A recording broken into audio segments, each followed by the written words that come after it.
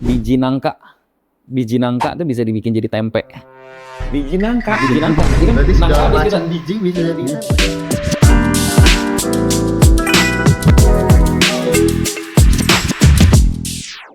Katanya Gen Z itu generasi paling kreatif dan paling kritis, tapi juga paling konsumtif karena rasa penasaran pengen coba makanan baru atau semua hal yang baru. Padahal masih banyak teman-teman kita, saudara-saudara kita yang masih berjuang dan sehari cuma bisa makan sekali. Nah, sekarang halo teman-teman, selamat datang di podcast Langkah Aksi Nyata, penyelamatan pangan dari Badan Pangan Nasional. Gue Uya, hari ini kita bakal ngobrol santai sama teman-teman yang ada di sini. Bagaimana caranya kita bisa menjadi hero, nggak perlu pakai jubah, ribet, panjang, panas. Kita kenalan dulu satu sama narasumbernya. Kenalin diri. Oke, halo semuanya. Gue Ali Akbar Raksagandi dari Ruang Pangan. Ali Akbar. Raksagandi. Biasanya dipanggil Ali sih. Nah itu, Iya. berarti nungguin panggilannya. kan ya? Oke, Ali. Ini harusnya sama nih.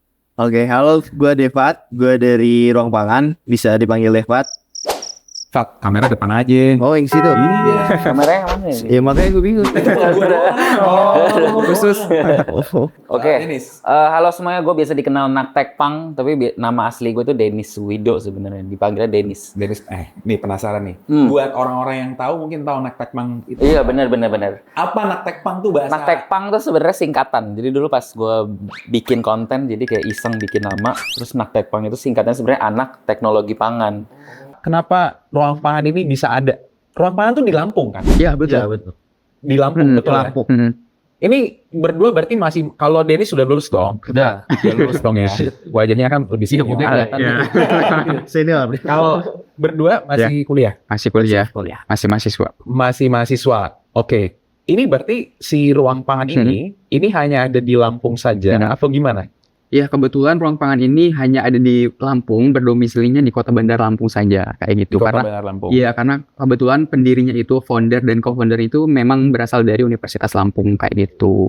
Oke. Jadi kayak Ruang Pangan ini merupakan first food bank lah. Iya, di Lampung. komunitas pertama Jadi juga. kan kalau untuk food bank yang lain itu ada di daerah-daerah yang lain. Tapi kalau untuk khusus yang di Lampung, itu yang first food banknya ada di Ruang Pangan. Coba cerahkan saya. Foodbank itu apa sih, bro? Jadi kita ini food bank itu untuk menangani tentang surplus berlebih dari makanan itu. Jadi kita bisa kita ambil, kemudian kita himpun, kemudian kita sortir dan kita bagikan kepada masyarakat prasejahtera. Oke, jadi emang lu mengelola itu semua. Iya, itu jadi kita mendistribusikan pangan tersebut. Ini berarti lu berdua satu kampus? Ya, satu Satu kampus kampus. kita. Beda semester doang. Beda semester. Oh gitu. Kalau gue dari kampus lain mau ikutan boleh ya? Boleh selama dia ada di Provinsi Lampung, khususnya di Kota Bandar Lampung gitu. Iya. Karena kan kita masih masih berdomisilinya di Kota Bandar Lampung gitu. Jadi kita sebenarnya open untuk bagi mahasiswa yang ada di Bandar Lampung untuk join komunitas Ruang Pangan kayak gitu. Ya. Kenapa sih mahasiswa sampai mikirin makanan, lu nggak mikirin skripsi aja apa? Emang ada kepikiran apa? Jadi sebenarnya kan kita masuk ruang pangan ini dengan tujuan yang sama dan tujuan yang benar-benar jelas. Itu untuk menangani isu tentang food waste yang berada di global lah khususnya. Jadi dengan cara kita kenapa sih harus kita mikirin makanan? Karena menurut kita itu melihat hal itu merupakan suatu hal yang urgent untuk dilakukan penanggulangan, terutama di Provinsi Lampung. Karena Provinsi Lampung itu dari data itu menghadapi masalah utama dalam manajemen pangan, yaitu pendistribusian pangan, dan yang satunya itu untuk dalam pengelolaan sampah makanan. Nah kalau lu berdua sendiri ikutan ruang pangan itu karena lu concern dengan makanan atau gimana? Karena lu berdua langsing banget. Karena suka sih kegiatan-kegiatan sosial kok. Terutama kan kita kalau gue sendiri kan kebetulan lebih seneng kalau misalkan kita berbagi dengan orang-orang sekitar gitu kan. Seenggaknya kalau misalkan kita udah berbagi, melihat senyum orang tuh, kita ngerasa kayak semangat buat ngelanjutin kegiatan-kegiatan sosial lainnya kayak gitu. Lu masih single ya? Masih. Kalau gue kenapa ikut ruang pangan? Iya. Gue ikut ruang pangan sebenarnya karena emang gue pas awal-awal semester 1 gue join ruang pangan dari awal semester. Dari baru banget maba, masuk kampus langsung join ruang pangan. Dipaksa lu ya? Enggak. Paksa cutting nggak sih? Jadi kayak gue nih ngelihat ada kakak tingkat gue yang join ruang pangan. Jadi gue kayak tertarik banget apa nih ruang pangan. Dan gue emang anaknya pengen banget kayak nge-explore hal-hal baru. Dan itu ternyata di ruang pangan itu kayak cara menanggulangi surplus berlebih tersebut. Cara kita menanggulangi tapi kita bisa bermanfaat juga banyak untuk orang banyak. Jadi kan kayak gue di kampus nih belajar tentang pangan. Gimana cara gue ngolah pangan, gimana cara gue kenalin mutu dari pangan tersebut. Terus jadi dari yang gue pelajarin di kampus, jadi gue bisa implementasi di ruang pangan. Jadi Oke. sejalan. Apa yang bisa lu implement? Lu bisa masak gak kalau lu kayak Dennis kita udah tahu lah ya. Iya. Kita semua nungguin misonya jadinya gimana kan? Iya. Kalau lu gimana? Kalau gue bisa. Jadi salah satunya kita tuh ada mata kuliah tentang mikrobiologi gitu. Jadi di situ gue praktikum gimana cara gue buat kombucha, terus ada juga buat enzim. Nah dari situ gue terapin ke ruang pangan. Tapi gue dulu nih Revaldo ya bro. Kalau siapa tuh? Tahu gak sih Revaldo? Ntar ditampilin Revaldo. Ada, lu mirip banget sama Revaldo. Itu artis. Artis tahun Tahun berapa itu? Wah, ketahuan nih. 2000-an. 2000-an. kebetulan 2000-an gue Baru lahir kayaknya ya kita. Iya, gue pikir lu anaknya.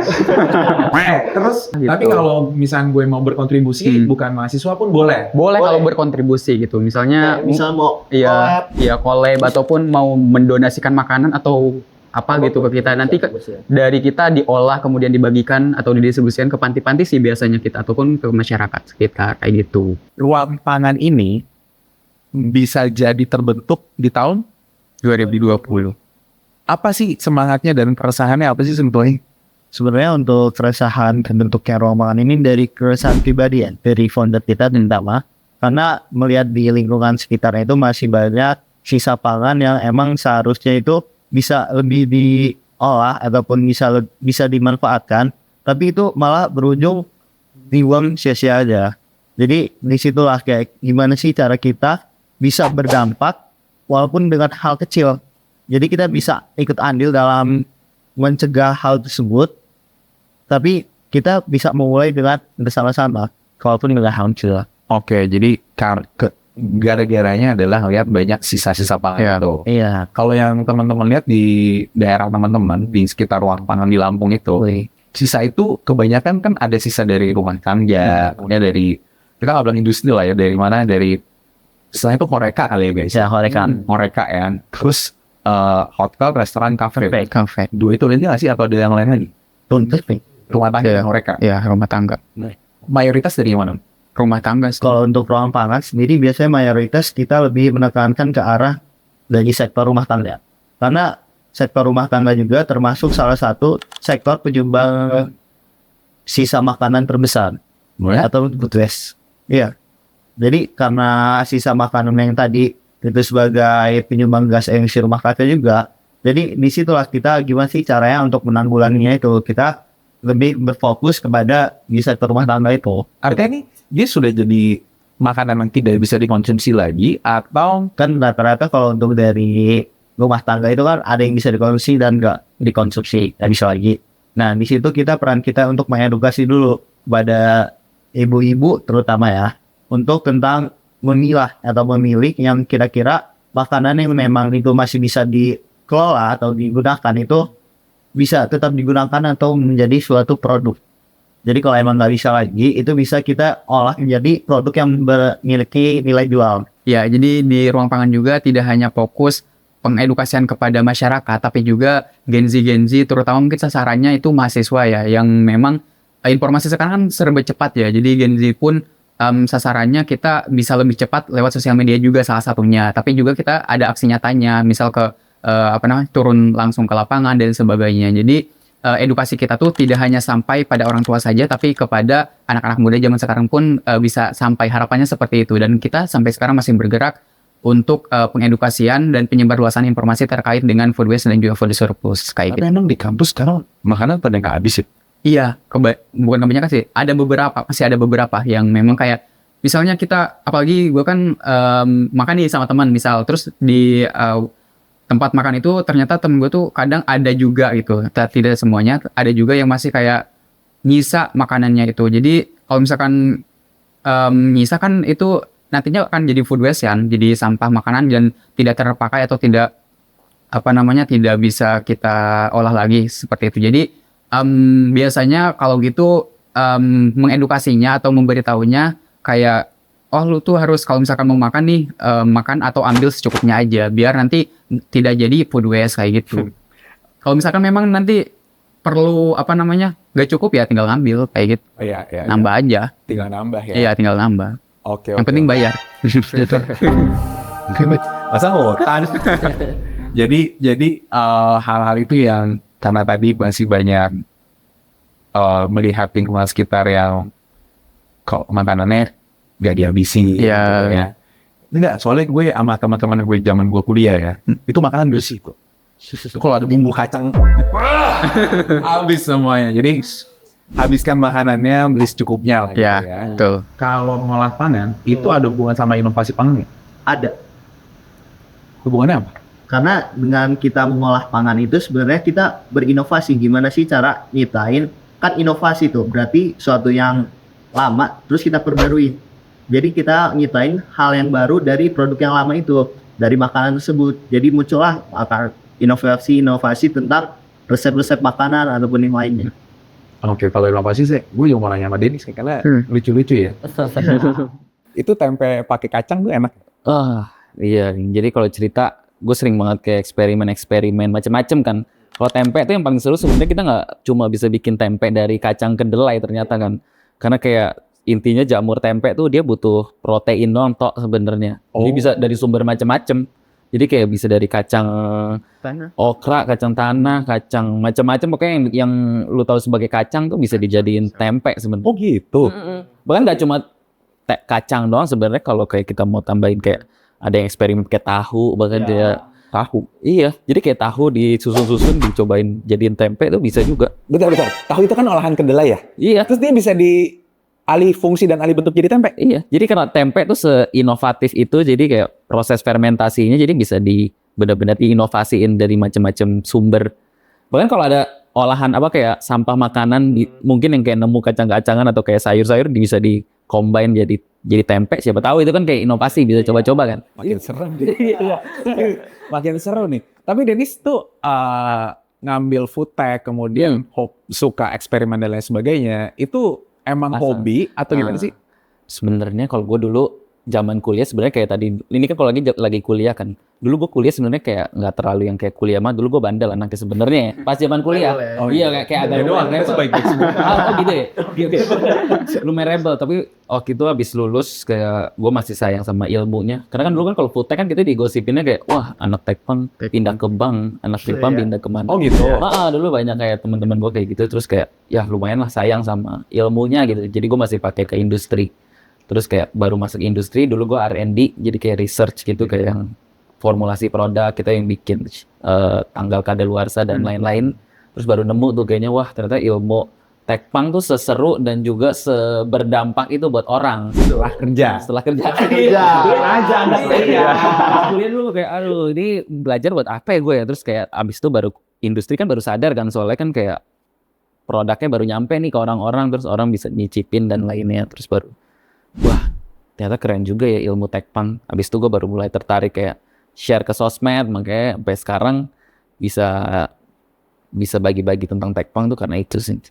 Kalau itu kan kalau kita lihat bahan-bahannya tadi dari kacang-kacangan segala macam. Ini ada concern juga di urusan food waste atau tadi makanan yang terbuang? Ada banget. Soalnya kalau ya tadi udah diomongin inovasi, kita bikin lama jadi baru kan. Iya. Ya sebenarnya kita selama berinovasi pangan ya kita cari sumber baru dan juga cari cara proses baru gitu buat bisa bikin produk yang baru juga. Kita bisa manfaatin jadi makanan yang baru, kenapa enggak gitu kan, kayak daripada dibuang dan dia jadi emisi yang baru, mending dia jadi produk yang baru. Jadi kalau gue dulu konten-konten gue tuh salah satu sebutannya kayak pilar kontennya itu bisa ngolah food waste dan juga jadi produk-produk baru. Jadi kalau di konten-konten gue tuh udah macam-macam. Dulu gue pernah bikin kayak misalkan biji nangka tuh bisa dibikin jadi tempe. Biji nangka. Berarti segala macam biji bisa jadi tempe ya? Tadi lu ngomong biji. Nah, itu sih segala macam biji. Berarti kayak biji durian bisa nggak? Biji durian belum pernah coba. Nah itu mungkin Bro, tempe rasa durian itu gimana deh? Kan ada wanginya. Kan siapa tahu orang tertarik dengan durian itu, suka durian banget. Tapi kalau biji nangka nggak ada rasa nangkanya. Iya. Direbus. Tapi kalau jadi kayak abis dimot-mot Empuk dia kan? empuk. Kita rebus Oh dulu iya, mirip, bijinya, iya. terus kayak dipotong-potong, terus tinggal diproses kayak tempe biasa. Jadi enak. Maksudnya kalau biji nangka nggak ada rasanya. Jadi kayak tempe biasa. Ini kayaknya kita mesti sering-sering nonton kayak gitu-gituan ya. Benar justru yang paling sehat dari buah tuh biasanya justru biji-biji. Jadi Oh ya? iya beberapa kan kayak paling yang ada kandungan paling spesial buat tubuhnya tuh bisa ada di biji-bijinya juga. Oke. Menarik. Dulu malah gue pernah bikin kulit semangka jadi nata de coco. Ini. Kenyal-kenyal gitu. Bayang iya jadi nata de coco. Jadi kan fun fact nata de coco tuh dibikinnya dari air kelapa ya. Air kelapa sama dikasih gula gitu kan. Tapi sebenarnya nata de coco tuh bisa dibikin dari macam-macam sumber lainnya. Jadi ada nata de coco kan kokonya tuh kelapa ya. Jadi ada nata de wamerin itu dari semangka. Terus ada nata de citrus dari air jeruk. Jadi kayak ada macam-macam lagi nata-nataan gitu. Jadi dulu gue pernah bikin kulit semangka dijadiin nata de coco. Bukan nata de coco, jadi nata de wamerin. Dan nata de wamerin. Nata de itu tuh kayak Natanya tuh namanya produknya khas. Ya. putih-putihnya tuh nata namanya. Oh, yang kenyal-kenyal jelly itu. Teman-teman kita semua kan bukan konsumsi, kita nonton YouTube ya. Ya. Mungkin teman-teman yang lagi nonton ini pun pasti nonton YouTube dong. Karena kan sekarang lagi nonton YouTube nih. Iya. Iya dong. Satu video konten yang mungkin banyak sempat viral pada masanya tuh mukbang, gengs. Ya. Benar. Bang, bener. Saya masih nggak paham loh gimana singkatannya mukbang jadi makan banyak tuh. Enak Bahasa tuh. Korea ya? Korea nih kayaknya Korea. masalahnya. Bahasa Korea. Dan memang konten itu menyenangkan kan untuk ditonton ya. Tapi dari kacamata, secara kita semua pakai kacamata nih kecuali dia ini. Dari kacamata ruang pangan dan kacamata naktek pangan dari Dennis tuh gimana terkait konten ini? Kalau dari konten seperti itu sebenarnya tergantung sih dari seperti apa gitu, apa namanya akhirnya gitu kan. Kalau misalkan memang pada saat mukbang itu dan sampai selesai itu memang makanan yang dihabiskan itu gak masalah karena kan setiap orang punya hak, punya porsinya masing-masing. Mereka tahu porsinya seperti apa. Selama itu memang bisa dihabiskan dan tidak jadi food waste ya gak masalah gitu kan. Tapi yang menjadi permasalahan paling utama adalah ketika kita mukbang itu hanya demi konten sehingga makanan itu tapi tidak dihabiskan gitu kan, sehingga nanti bakalan jadi sisa pangan. Dan kalau misalkan sisa pangan tidak kita makan segala macam atau kita tidak olah ya itu jadi food waste nantinya, Terbuang ya. terbuang kayak mubazir banget betul. Kalau Depan sama. teori aku sebenarnya sama sih kalau untuk di belakang layar ya. Untuk di belakang layar apakah dari konten kreator itu menghabiskan atau enggak. Tapi aku lebih setuju dengan orang yang kayak buat konten dia tuh kayak masak besar itu banyak. Kemudian itu dibagi-bagikan ke orang. Jadi kayak dia dapat untuk engagementnya, terus bisa bermanfaat juga bagi orang lain. Tapi kan itu bukan mukbang bro. Iya. Kita kan mukbang. Tapi kalau mukbang juga nggak apa-apa ya. Maksudnya makan kan mungkin ada kru kayak gitu. Iya, benar. Habis kita makan bareng-bareng gitu ya. Ya, Berarti arahnya ke sana gitu. Ya. Dan kuncinya tuh sebenarnya tidak masalah dengan konten mukbang itu Iya. ya. Sebenarnya tidak ada problem. Tinggal bagaimana memanage kalau memang kelebihan gitu kan. Kalau beneran mukbang kan nggak ada cut-cutnya tuh. Iya. Bener nggak sih? Makanya kan kalau lu lihat di media sosial tuh komen-komennya kok di-cut, diceng-cengin buset. Netizen nggak mau diceng-cengin. Dikurangin. Gitu kan. Jadi Tapi bisa dingin. jangan di-cut gitu ya. Jadi maksudnya ya memang apapun itu para konten kreator juga perlu aware yang tadi Dennis bilang bahwa influential banget guys. Iya. Tapi kalau nonton konten gue tuh langsung lapar. Kita nggak bisa ngukur kapasitas perut ya. Ya. Tapi kan sebetulnya bisa aja 1-2 nasi padang mentok tuh udah kenyang gitu loh. Dari sudut pandang ruang pangan gimana? Oke, dari sudut Kacamata deh. Oke, dari sudut ruang pangan mungkin ngelihat hal-hal kayak gitu sebenarnya kita kan setiap orang punya porsinya masing-masing. Kita kan sebagai individu tuh harus tahu porsi makan yang cukup tuh segini loh, segini. Misalnya 1 porsi atau 2 porsi atau 1,5 porsi itu udah cukup nih buat kita. Tapi kalau misalkan kita makan berlebih sehingga menghasilkan sisa pangan atau sisa makanan itu kan nanti kan biasanya dibuang nih. Biasanya dibuang dan jadi sisa pangan, terus nanti kalau misalkan dibuang akhirnya itu kan jadi berdampak bagi lingkungan. Kalau misalkan sayang banget. Iya, mubazir juga kan kalau misalkan kita kan diajarin ya kalau misalkan apa namanya, iya kalau makan tuh harus habis gitu kan. Nanti nasinya nangis. Iya betul. Biasanya gue tuh kalau misalkan masih dulu tuh apalagi ya pas zaman kecil SD kali ya. Kalau misalkan makan tuh harus bener-bener habis sampai nggak ada yang tersisa satu biji nasi pun gitu kan. Karena kan mungkin orang tua. gue kayak gitu. Oh gitu. Oh gitu. Lu juga? Iya gue juga sama sih kayak gitu. Ya, Karena mungkin karena konsep. dia nggak sih? Iya. Karena beda umur kita ya. Tapi kan lu juga sama. Nasi juga harus makan. Tapi dari sana sih apa namanya, peran orang tua tuh, peran orang tua juga perlu ditingkatkan untuk menyadarkan bahwa anak-anak tuh harus menghabiskan makanan, sehingga kita dari kecil tuh bisa ditanamkan terkait dengan menghabiskan makanan tuh seperti apa, dan mungkin ketika kita makan ya kalau bisa dihabiskan gitu kan, kita harus tahu porsi makannya. Iya. Ini juga sih, karena salah satu penyumbang food waste juga dari sektor rumah tangga. Iya. Kalau dari David gimana? Kalau untuk yang konten-konten kreator yang buat sisa buat makan, Buat mukbang lah. Ya. Mukbang lah. itu kan biasanya penontonnya itu rata-rata dari Gen Z sih, walaupun nggak cuma dari Gen Z, dari milenial juga Iya. ada. Karena emang Tua gitu. kayak Iya. untuk konten-konten yang ngapain sih nontonin orang makan, itu kan baru ada di zaman-zamannya Gen Z. Iya sih, zaman Iya, YouTube naik ya. Zaman YouTube ya. Kayak Oh, dari jauh-jauh sebelumnya itu belum ada tuh. Nah, sehingga kayak muncullah kayak konten-konten kreator tentang mukbang yang makan-makan jumlah porsi yang besar. Nah, kan kita sebenarnya nggak tahu tadi, benar kata Ali, kita nggak tahu di balik layarnya itu gimana. Ya. Jadi sebenarnya kalau emang di balik layarnya itu benar-benar dihabisin, itu sebenarnya bagus. Nggak apa-apa, karena emang sesuai dengan porsi dia. Konten tuh gak hanya sekedar apa ya, tujuan pribadi aja, tapi ada pembelajaran juga bagi masyarakat, bagi penonton juga Iya. gitu. Iya, bahwa sebetulnya tuh nggak masalah makan banyak. betul. Iya dong, nggak Iya, masalah nggak makan masalah. banyak. Tapi kalau sampai makanannya berlebihan dan tidak bisa dikonsumsi sampai selesai habis kan Iya. sayang ya. Iya sayang. Sayang Dan juga ya. Ruang Pangan juga aktif di berbagai platform sosial media untuk mengedukasi. Rata-rata kan Gen Z itu seringnya bukanya scroll HP, Iya, terus lihat yang Instagram, viral. segala macam. Enggak. Nah, apalagi kalau misalnya ada yang viral itu FOMO banget nih Gen Z. Jadi kita aktif mengedukasi itu di sosial media untuk mengedukasi juga Gen Z tersebut. Nggak usah Gen Z bro, mertua gue juga masih FOMO. FOMO mah semuanya ya, semuanya ya. Jadi maksudnya Gen Z mau boomer apa semuanya gitu. Tapi gue penasaran dari yang konten kreator, full time konten kreator. Gimana? Iya. Gen? Kalau gue sih ngerti ya, maksudnya POV sebagai konten kreator kenapa mereka bikin mukbang sebenarnya.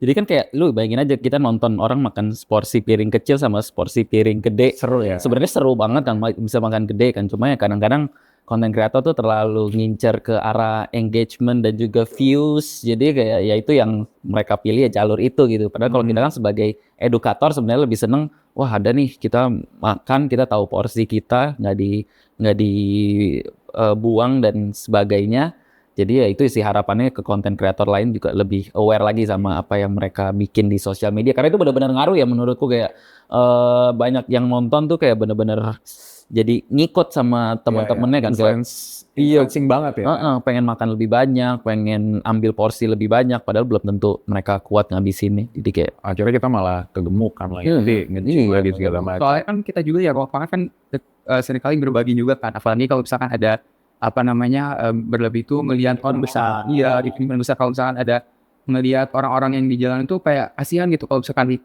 mereka kayak ngeliatan kelaparan dan sebagainya, daripada mungkin kita membuat sebuah konten yang makanan berlebih terus jadi sisa pangan, lebih baik kita bagikan dan itu bermanfaat juga gitu bagi masyarakat sekitar. Soalnya kan kita sebenarnya ngelihat lagi nih, kenapa sih orang-orang makan tapi nggak dihabisin, sedangkan di luar sana loh masih banyak orang yang untuk makan satu kali dalam sehari aja itu susah banget.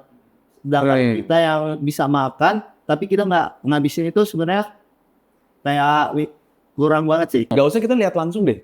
Lu scrolling Sofi food. apapun food itu ya, itu kan bisa lama banget ya kan. Tak, gitu kan. Tiba-tiba nyampe banyak aja. Karena lapar mata. Itu kan. kadang-kadang ke-trigger juga kan sama apa yang kita lihat di FYP. Aduh, aku tiba-tiba pengen makan ini langsung. Ini beli ini promo nih. Jadi kayak dia beli banyak tapi nggak tahu bisa habis apa enggak. Jadi kan food waste. Oke, jadi sisa dan berlebih. Tuh. Oke, jadi yang umum terjadi adalah karena kurangnya edukasi.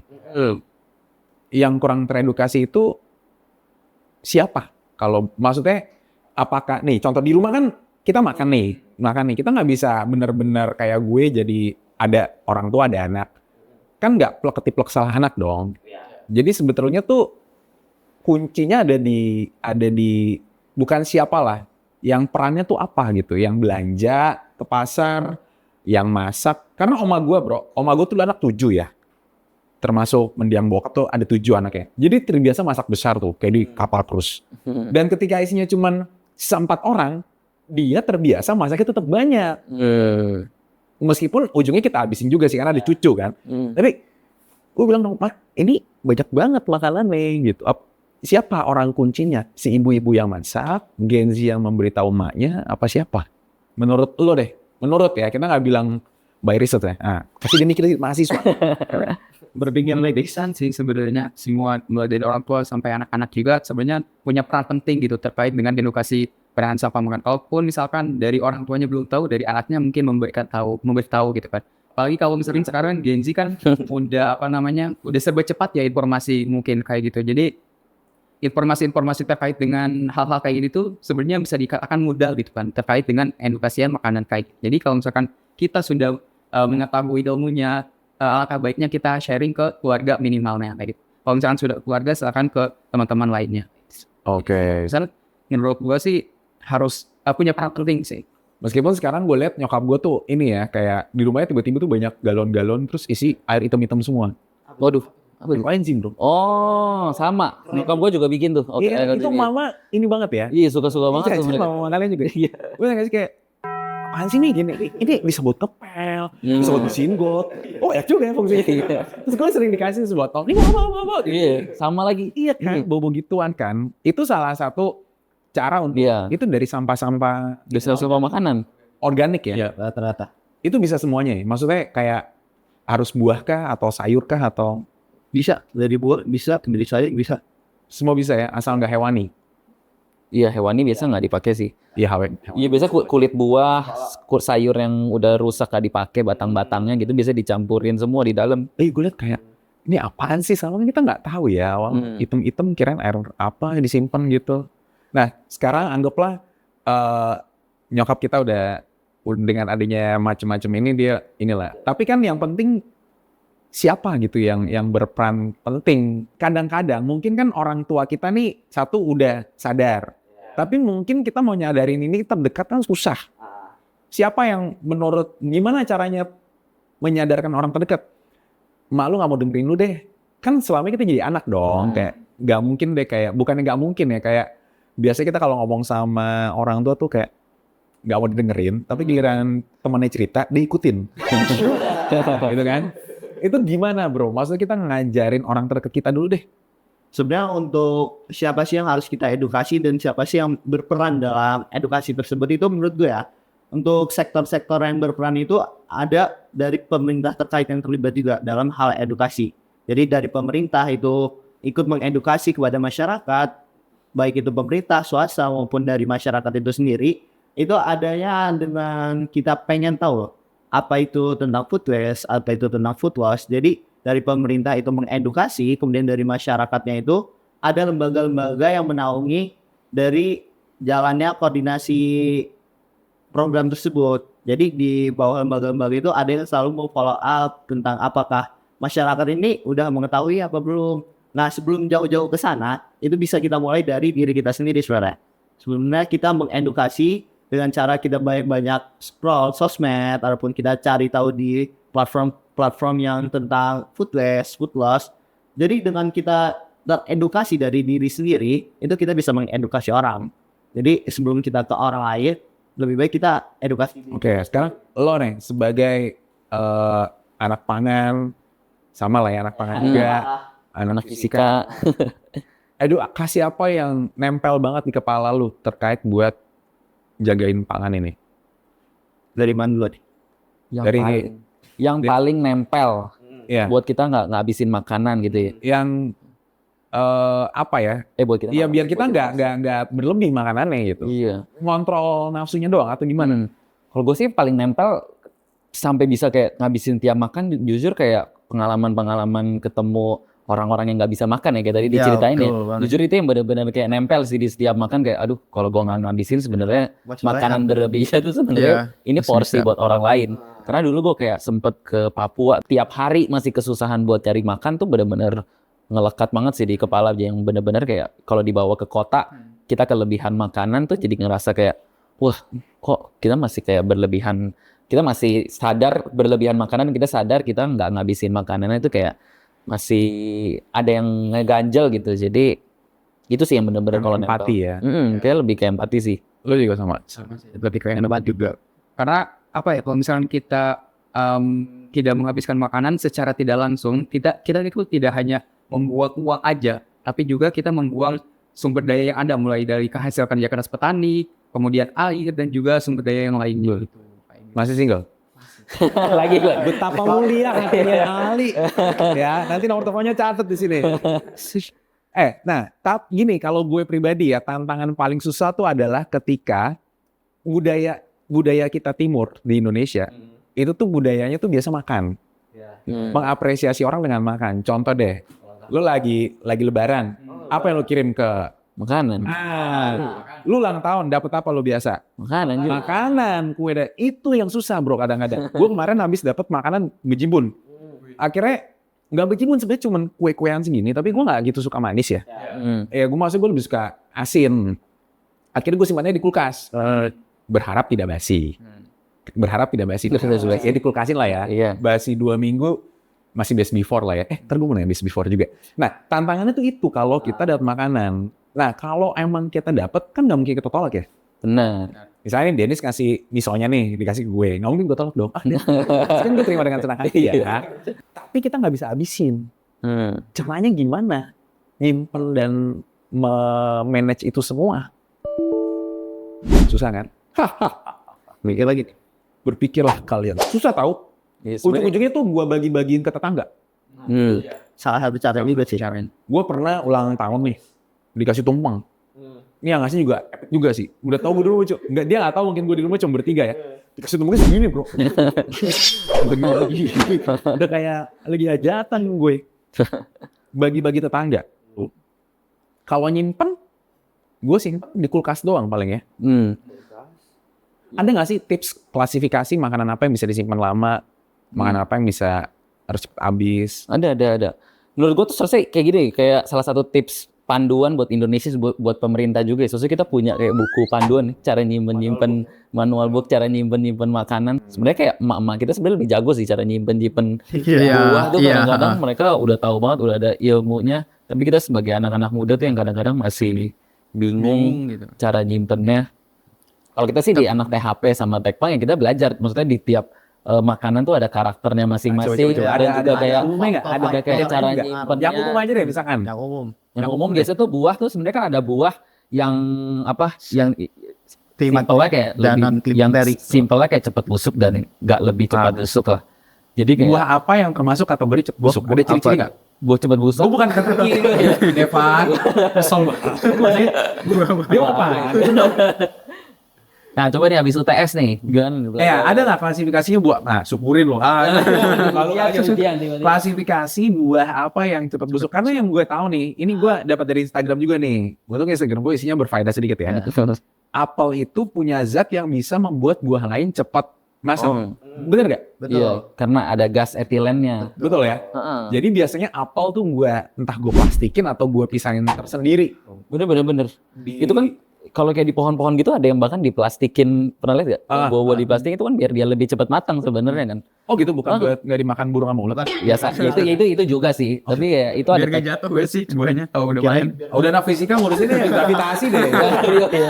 Dia informasi ke gravitasi. Gimana? Coba. Buah apa yang klasifikasi buah deh? Jadi kan kalau untuk klasifikasi buah yang cepat busuk itu ada beberapa, salah satunya tadi itu yang menghasilkan gas etilen. Jadi gas etilen itu berpengaruh terhadap pematangan atau maturing sebuah buah. Tahu, tapi kan gue nggak tahu bro, mana yang ada etilen, etanol. Etanol. Nah itu ada dua klasifikasi, biasanya buah klimakterik sama non klimakterik. Jadi kalau ini sebutan ya. Terus kalau siapa tahu muncul yang ada teksnya di 2 tong gitu. Bahasa Oke. umumnya kalau klimakterik itu buah yang Masih hidup nih kayak. masih setelah kita petik nih, Petik itu langsung. masih mengalami proses pematangan. atau Alpukat, pisang. Nah, Tapi bukannya semua akan begitu ya, buah? enggak. ada yang enggak. Apa contohnya? Jadi Kayak strawberry. Kalau strawberry kan kita harus petiknya pas matang tuh. Dia nggak bisa matang lagi pas sudah dipetik. Kayak ada strawberry, terus ada apa lagi? Jeruk tuh. Kayak jeruk juga. Iya, Salah jeruk satunya. awet sih. Mm-mm. Jeruk awet sih. karena dia setelah dipetik itu nggak ada gas etilennya, nggak ada proses pematangan itu. Iya sebenarnya ilmu-ilmu kayak gini udah banyak di rumah tangga. Biasa teknik-tekniknya ya nyatuin buah yang udah matang sama yang belum matang gitu kan.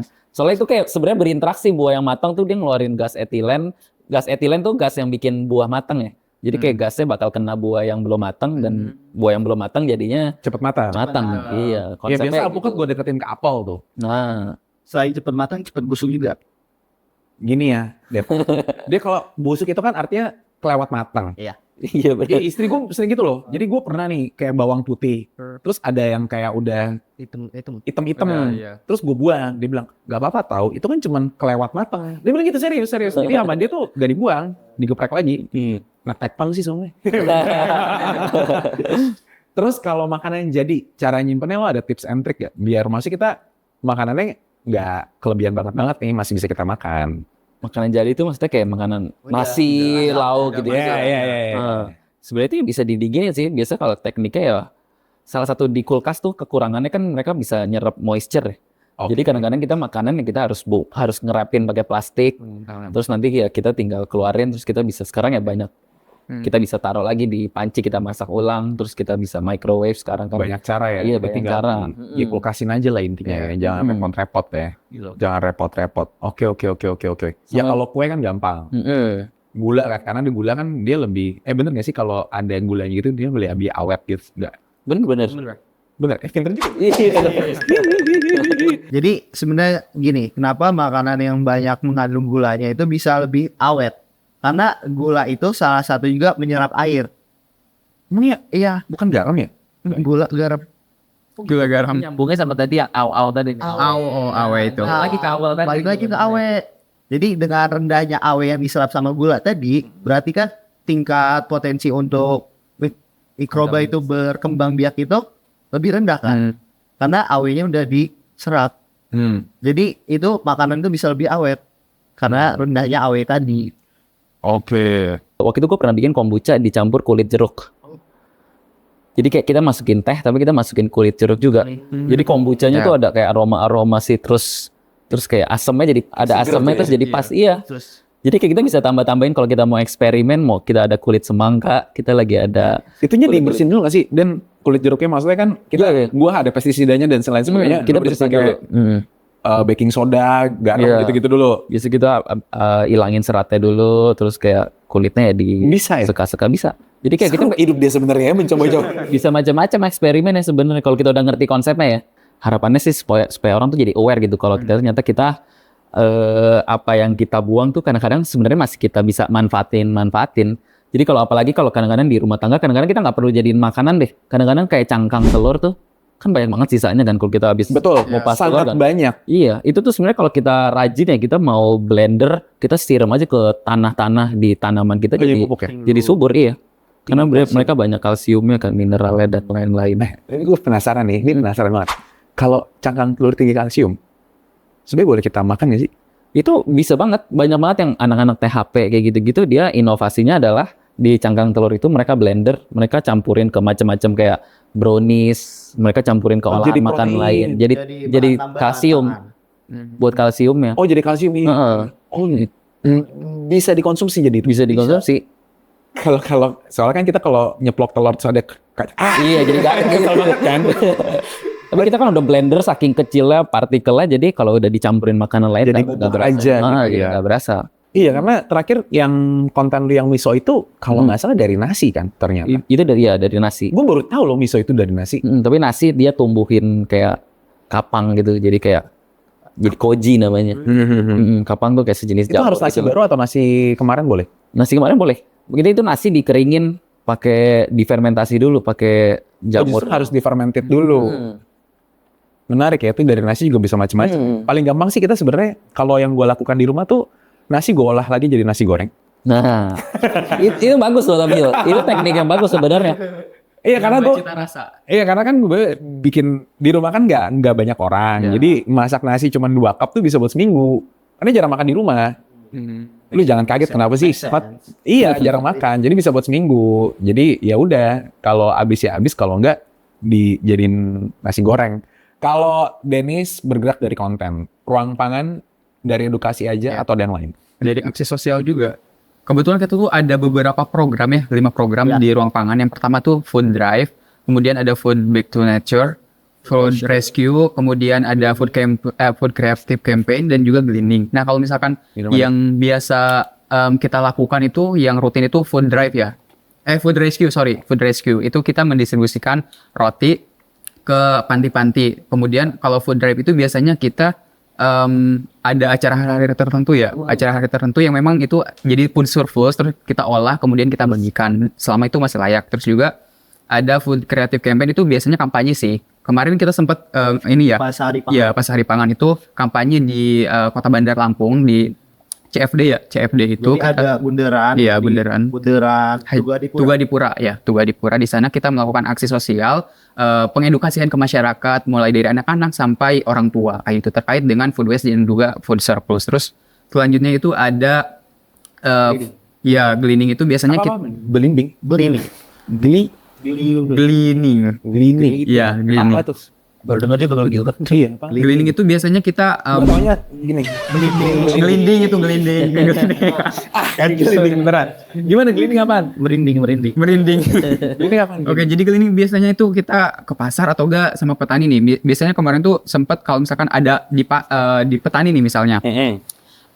Ketika petani panen terus ada sayur maupun buah-buahan yang memang sudah tidak layak atau tidak masuk ke kategori atau standarisasi dari pasar. Biasanya kan mereka dibuang segala macam kan biasanya kayak gitu. Nah, daripada dibuang kita mending kita ambil kemudian kita olah jadi makanan kayak gitu untuk cleaning sendiri gitu. Terus yang terakhir itu kegiatan dari food back to nature. Itu biasanya dari benar-benar sampah terus kita olah, misalnya kayak minyak jelantah, lilin aromaterapi dari minyak jelantah. Lilin. Minyak jelantah itu artinya minyak bekas pemasakan. Ya. Ya, jadi kayak masak tempe, masak apapun. Bentar, rumah lu aromaterapi tempe dong berarti. Enggak, nanti ada dikasih ramuan-ramuan khusus. Oh, ada remover dulu. Iya. Treatmentnya juga Iya. buat ngilangin baunya. Jadi minyak jelantah gimana? Coba cerita. Jadi kalau untuk minyak jelantah itu kita buat jadi lilin aromaterapi. Nah, itu salah satu program dari Food Back to Nature dari 5 program kita tadi. Nah, untuk cara buatnya itu sebenarnya kita cuma cukup ngumpulin minyak jelantah yang ada di rumah-rumah, jadi di rumah tangga lah. Jadi kita kemarin juga udah sempat edukasi ke beberapa ibu-ibu yang itu kan emang fokusnya ke rumah tangga. Iya, minyaknya dikumpulin nih. Terus Dikumpulin. lu kumpulin semua di ruang pangan. Ya, ataupun bisa dibawa pas hari H. Tapi sebelum kita buat itu, di hari sebelumnya itu ada pre-treatment buat minyaknya. Jadi minyaknya itu perlu direndam dengan arang. Kenapa? Oh, Untuk menghilangkan baunya itu. Iya, Jadi Oh, bisa juga kayak gitu. Iya. Jadi itu yang dilakukan sama Ruang pangan. ruang pangan. Terus mungkin tadi sedikit tadi kan Bang Dennis terkait dengan cangkang telur ya, itu bisa jadi tambahan makanan atau segala macam. Nah, kalau di ruang pangan kita sempat buat gambar ya Lukisan. gitu. Iya, lukisan gitu, gambar dari cangkang telur itu. Oh, Iya. karya seni. Iya, karya seni bisa kayak gitu. Oke. kita juga tadi kan ada program yang namanya Food Rescue tuh. Nah, Food Rescue itu adalah program yang dimana kita mendistribusikan food surplus tadi. Jadi kita untuk Food Rescue ini kita bekerja sama dengan mitra-mitra yang kalau untuk sekarang mitranya itu dari toko roti terkenal. Nah, itu dalam 1 minggu kita menyalurkan ada 3 kali ya untuk seminggu. Menyalurkan. Nah, yang kita berikan itu biasanya kita ke panti-panti yang ada di seluruh Kota Bandar Lampung. Isi utama dari ruang pangan itu untuk mewujudkan Lampung zero hunger dan zero food waste. Wih, keren. Dan kalau lu ikut gini-ginian juga nggak sih, Den? Nah, kalau gue lebih banyak mungkin di aksi maya ya, bukan aksi. Maya tuh Aksi maya apa ya? Aksi maya aksi nyata gitu. Iya, makanya gue paling seneng sebenarnya denger kegiatan yang aksi nyata kayak gini. Soalnya Kalau gue kan reach-nya pengennya se Indonesia ya, lewat exposure-nya, sosial ya. media kan. Ya. Jadi kayak kadang-kadang kalau ada kegiatan-kegiatan kayak gini tuh kita bisa kolaborasi. Jadi kayak gue ikutan mereka aksi nyata, terus kayak Ya. bisa bikin konten dan juga share ke semua orang. Wah. Paling kalau aksi nyata dulu gue pernah bikin project food bank juga macam-macam di 2023, tapi sebenarnya di Iya. Hari Pangan waktu itu. Tapi kayak konsepnya tuh kita ngumpulin produk olahan. Kan ya tadi kan sempat disebutkan ya best before sama expired kan. Jadi kayak Kita ngobrol di belakang. iya gitu. Itu menarik deh, best before. Iya, Ntar kita kita ngobrol. kayak ngumpulin produk-produk makanan yang hampir mau expired. Kadang-kadang kan di rumah tangga banyak tuh yang kayak udah mau expired, udahlah gue mau Iya. udah nggak dipakai lagi gitu-gitu kan. Kita waktu itu kayak bikin beberapa titik pengumpulan produk-produk kayak gitu. Jadi kayak mereka bisa ngumpulin di tempat terdekat mereka. Terus kayak pas di Hari Pangan kita bagi-bagiin ke teman-teman yang membutuhkan gitu lah. Jadi itu kayak salah satu contoh sih buat ngasih lihat orang ternyata banyak loh sekarang gerakan-gerakan buat kita food rescue lah, food drive dan lain-lain. Harapannya sih bisa kayak gitu sih. Ya. Dan kemarin baru balik dari International Iya, ada Stockholm Food Forum. Stockholm Food Forum. Heeh. Oke. Jadi kemarin gue baru balik dari Swedia, gue diundang sebagai salah satu media buat acara Stockholm Food Forum. Jadi mereka pada ngumpul tuh, para pemimpin dunia, chef, scientist, mereka pada ngobrolin di isu lingkungan yang sekarang tuh kita harus memperbaiki sistem pangan kita. Dan salah satu yang mereka tekan di sana tuh salah satunya adalah food waste ya. Jadi kayak gimana caranya kita bisa mengelola food waste, gimana kira-kira ada nggak ya sesuatu yang kita bisa lakuin di rumah atau kayak ada teknologi atau ada kayak upaya-upaya yang kita bisa lakuin. Dan ternyata banyak banget yang sebenarnya kita bisa bawa di rumah ya. Kayak kita kadang-kadang kan ngelihat banyak banget food waste yang sebenarnya bisa diolah lagi gitu. Dan juga dengan kayak ilmu teknologi pangan dari THP juga kita belajar banyak banget. Ternyata kayak misalnya waktu itu gue pernah bikin konten biji nangka dijadiin tempe. Itu sebenarnya kan kayak tempe tuh nggak cuma dibikin dari kacang kedelai doang. Sebenarnya kalau kita mau inovasi kita bisa bikin dari macam-macam. Jadi kayak biji nangka kita bisa bikin dari biji macam lain. Kita bisa kalau di rumah iseng ya kita bisa biji nangka tuh tinggal dipotong-potong doang terus kita rebus, terus kita taruh di daun pisang, terus kita tambahin ragi tempe, kita diamin 2-3 hari jadi tempe biji nangka. Emang ragi tempe itu dijual bebas ya? Ragi tempe dijual bebas. Kita cover banget ya? Kita nggak tahu loh. Udah dicari di online pun sekarang gampang banget ragi tempe. Ada jenisnya nggak apa-apa dengan ragi yang berbeda, rasa berbeda gitu? Tergantung Enggak, iya. starternya. Sekarang udah Starternya tuh apa maksudnya? Raginya atau bahan kacangnya atau biji tadi? raginya maksudnya. Oh. Tapi sekarang udah umum ya, jadi kayak hampir kurang lebih ya udah mulai sama sih raginya yang bisa dipakai. Jadi standby ragi tempe, bikin tempe sendiri bisa, Bu ya? Bisa. Sekarang kalau kita belajar cara bikinnya sebenarnya gampang sih. Soalnya sekarang ya kadang-kadang ya kita dari sisi sains tuh kadang-kadang munculnya sebagai jurnal ilmiah doang dan nggak bisa semua orang akses. Belum. Makanya itu ya peran gue sebagai di content creation ini ya salah satunya dia bisa mentranslate lah jurnal ilmiah yang udah dibikin teman-teman sama Tekton dan THP supaya bisa diterapin di teman-teman di rumah tangga semua gitu. Emang people change ya. Waktu kuliah bengal, nggak mau belajar. Lulus kuliah tiba-tiba jadi rajin. Setil gue tiba-tiba jadi pengen ini. Mungkin di produk olahan tuh harus penting banget ada cara penyimpanannya sebenarnya. Harus ada yang dibaca itu. Problemnya, kita nggak pernah baca. Nah itu. Kita langsung masuk laci, ya kan? Dan terus kalau Denny sering ikut International Food Pack. Ya, event mungkin. Itu apaan sih? Sebenarnya ini baru salah satu yang kemarin gue ikutin sih 2 minggu lalu. Jadi gue salah satu orang Indonesia yang diundang ke Stockholm Food Forum di Swedia. Jadi itu sebenarnya kayak forum para pemimpin dunia, chef, scientist, terus kayak entrepreneur. Sebenarnya mereka mau ngumpul buat ngobrolin. Sekarang kan tantangannya tuh lagi isu lingkungan sebenarnya kan. Jadi kayak mereka ngobrolin sebenarnya kita nextnya tuh bakal gerakannya tuh apa gitu. Dan food waste sih salah satu yang mereka ini ya maksudnya mereka kencengin kita harus serba mencari cara supaya kita bisa mengolah food waste itu. Oke. Bagi dong ke kita kan kita belum ke Stockholm nih. Dia belum lulus soalnya belum bisa ke Stockholm. Terus belum kontennya belum banyak. Kalau mereka sih sebenarnya yang paling mereka tekenin tuh sekarang lebih ke arah production ya kalau mereka ngomongin ya. Sekarang kan kita harus bedain sama food loss ada sama food waste. Food loss dan food waste. Food loss Pasti sama different. food loss itu yang rusaknya selama produksi. Jadi kayak selama mereka biasa kan kayak mereka di pertanian misalkan di perikanan yang kita Oke. belum nyampe di pasar sama sekali itu mereka banyak banget sebenarnya yang kehilangan juga gitu. Oke. Jadi mereka kadang-kadang lebih tekanin ke situ. Cuma kalau food waste yang ditekanin ya salah satunya aksi-aksi nyata. Kayak food rescue, food bank, terus kita harus lebih banyak edukasi ke masyarakat tentang gimana cara kita ngelola food waste, gimana cara kita lebih aware lagi. Arahnya berarti ke campaign. Ada teknologi baru nggak sih kalau kedokteran yang gue tahu kan itu sering simposium ya. Jadi lu banyak kayak teknologi baru lah dan lain. Kalau pangan ada gitu juga nggak sih? Ada. Justru itu salah satu yang field of study yang benar-benar dipelajarin sih. Kayak kemarin gue baru aja dari Undip di Semarang, di Ponorogo. Terus gue lihat mereka lagi penelitian kayak sekarang buah tuh mereka bisa diawetin, mereka campur sama ozon. Ozon di atas gitu. Ozon mereka bisa teknologi pengolahan ozon di dalam air gitu. Oke. Jadi mereka buahnya dicelupin ke dalam air yang mengandung ozon, terus mereka jadi lebih awet. Oh ya? Iya, jadi sekarang kayak lagi mulai dikembangin maksudnya teknologi ke arah Itu situ. daripada kasih lilin ya? Ya kan? Tahu nggak sih guys kalau buah tuh ada lilin food grade-nya gitu kan? Ada. Kalau apel lo kerok atau enggak lo seduh pakai air panas kan dia ada lilinnya kan?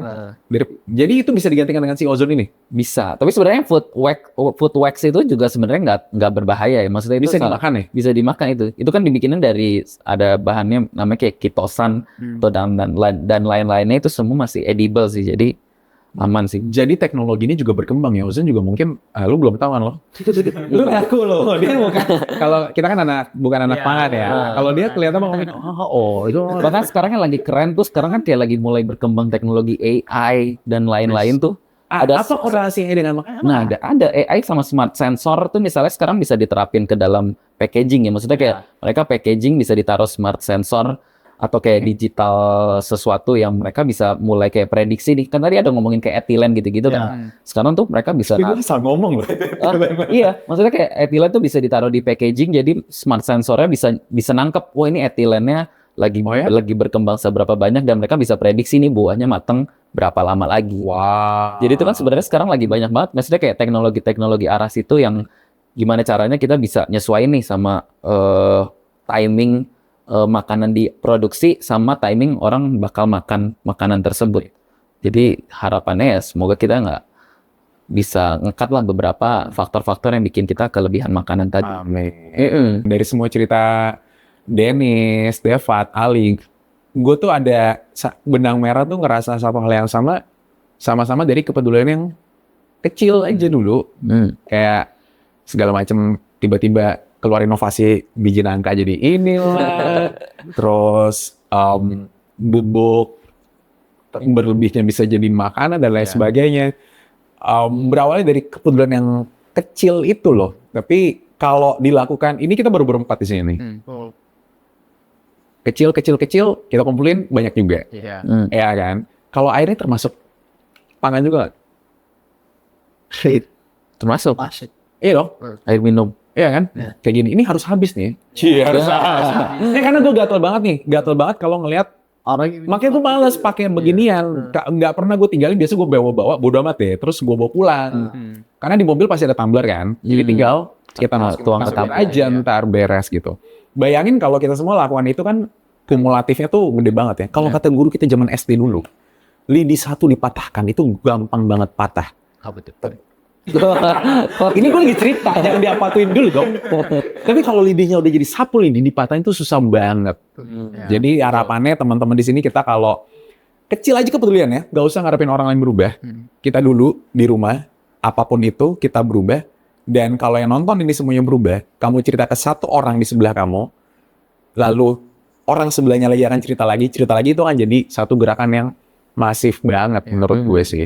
Masif banget sih. Nah, sekarang cara paling sederhana buat kita semua nih, ini mungkin last tips sekali untuk bisa mencegah food waste dari anak fisika belakangan. Lapak bang dulu.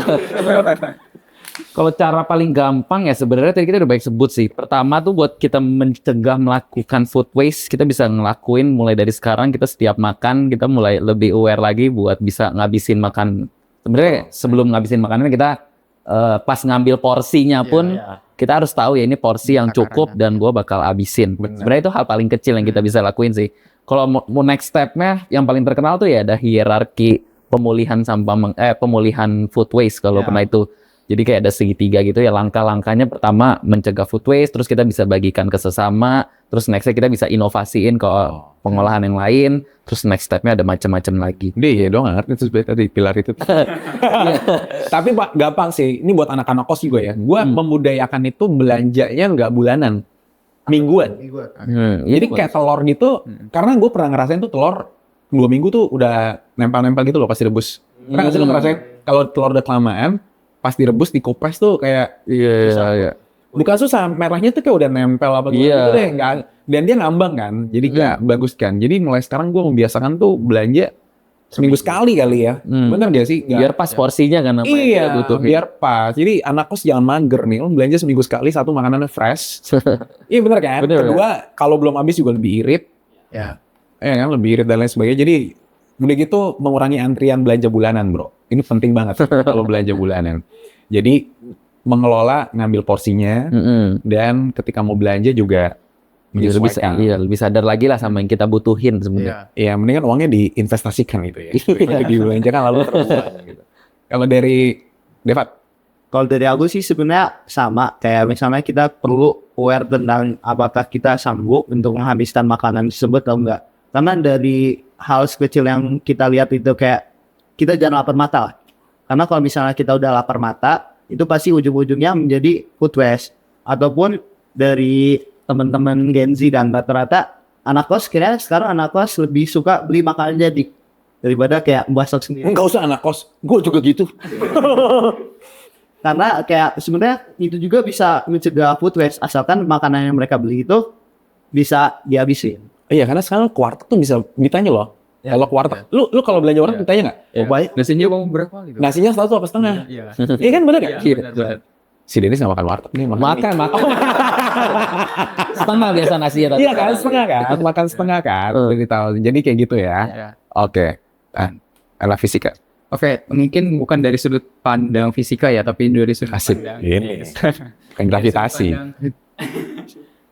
Selama pengalaman sih, karena gue juga termasuk apa ya, anak rantau ya, anak rantau di Lampung juga. Dari gue sendiri yang pertama bener sih kata Abang Denis dan juga Devat, harus tahu porsi kita makannya seperti apa. Lebih baik kita ngambil lagi daripada kita ada sisa gitu. Nah, itu penting tuh. Lebih kayak Kadang-kadang gitu. orang malu ya nambah.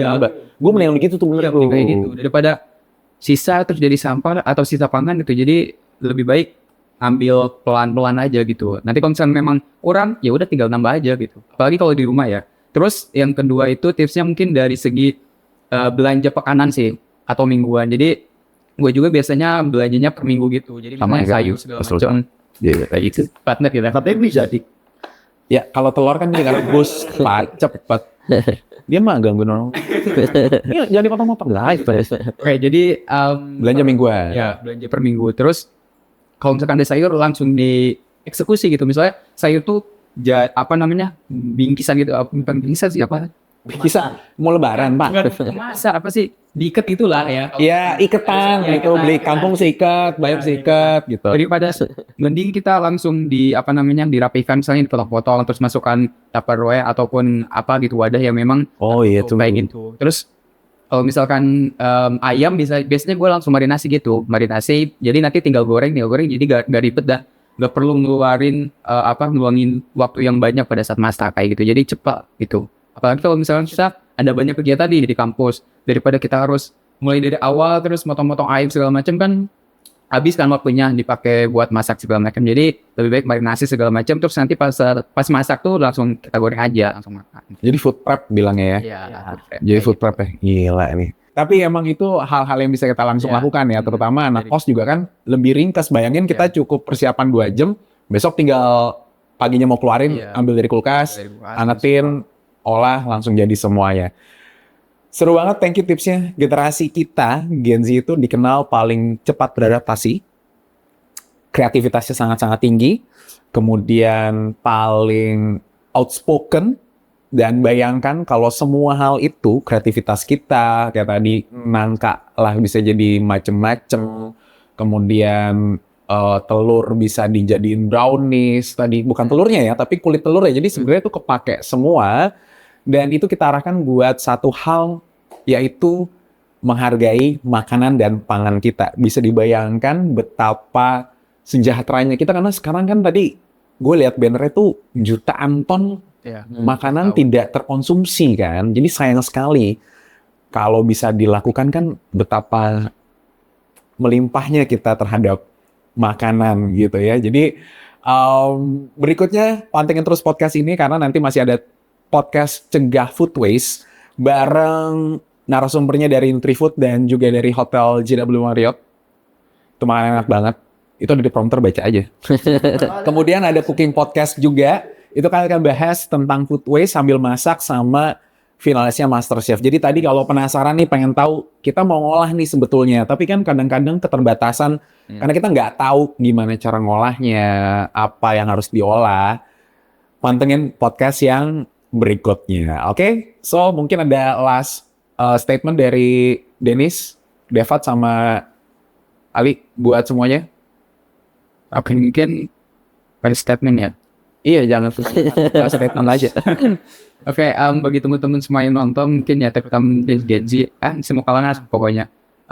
Mari kita sama-sama mulai dari aksi kecil, minimal kita tahu porsi kita, stok boros pangan, kemudian makanan selalu dihabiskan, dan jangan lupa ketika kita sudah tahu satu pengetahuan, jangan lupa diberikan untuk semuanya agar kita sama-sama sadar dan kita sama-sama bisa bergerak demi keselamatan pangan Indonesia. Luar biasa emang. Luar biasa. Gue kalau punya anak cewek, gue kawinin sama dia. Devat. Kalau dari gua, kita mungkin yang satu hal yang penting itu kita harus berani untuk mulai. Karena dengan kita memulai, walau itu hal kecil, kemudian itu bisa berdampak nyata bagi orang banyak. Karena kecil-kecil lama-lama jadi bukit. Waduh, ini konsep tabung ya. Dennis. Kalau gue sih buat teman-teman Gen Z semua ya, menurut gue sih yang paling penting sekarang tuh kita lebih aware lagi sama cara kita makan. Karena kita sekarang lihat sosial media, kita benar-benar dipengaruhin sama macam-macam di dunia maya. Jadi lebih aware lagi pas kita makan, apa yang kita makan dan seberapa banyak kita makan. Karena apa yang kita buang itu sebenarnya sesuatu yang bisa menjadi beban ekonomi, beban lingkungan dan lainnya. Jadi harapannya sih semua teman dari podcast ini bisa belajar banyak dan juga share pengetahuannya ke semua orang. Generasi kita dikenal sebagai generasi yang paling kreatif, punya adaptasi yang tinggi, dan juga paling outspoken. Bayangkan kalau semua hal-hal baik itu kita arahkan ke satu hal, yaitu menghargai pangan. Karena guys, menyelamatkan pangan itu bukan cuma tugas pemerintah, bukan cuma tugas petani, bukan cuma tugas tukang masak atau siapapun, tapi juga tugas kita, generasi muda yang setiap hari makan dan pegang ponsel. Cukup dengan satu kesadaran, kita sebarkan kesadaran ini ke teman-teman kita. Jadi mulai sekarang, ambil secukupnya, nikmati sepenuhnya, dan ingat, lu nggak perlu pakai jubah, dan lu nggak perlu jubah untuk jadi pahlawan. Cukup niat baik, langkah kecil, dan rasa peduli. Jadi, buat semua yang nonton, buat kita bisa kasih tahu mama kita, orang tua kita, gimana caranya paling gampang kalau mau ngolah makanan dari semua bahan-bahannya, bisa pantengin podcast ini karena kita bisa belajar cara masak semua bahan-bahan makanan sama finalis MasterChef. Dan ada juga podcast Cegah Food Waste bareng narasumber dari Nutrifood dan juga dari Hotel JW Marriott. Sekali lagi thank you buat Dennis. Thank you, Mas Uya. For coming. Thank you Ruang Pangan. Gue doakan yang terbaik buat semuanya dan gue pun akan mulai langkah kecil dan emang gue juga gak pernah menyisakan makanan sih. Yuk selamatkan pangan. Stop boros pangan demi kita, demi bumi. See you.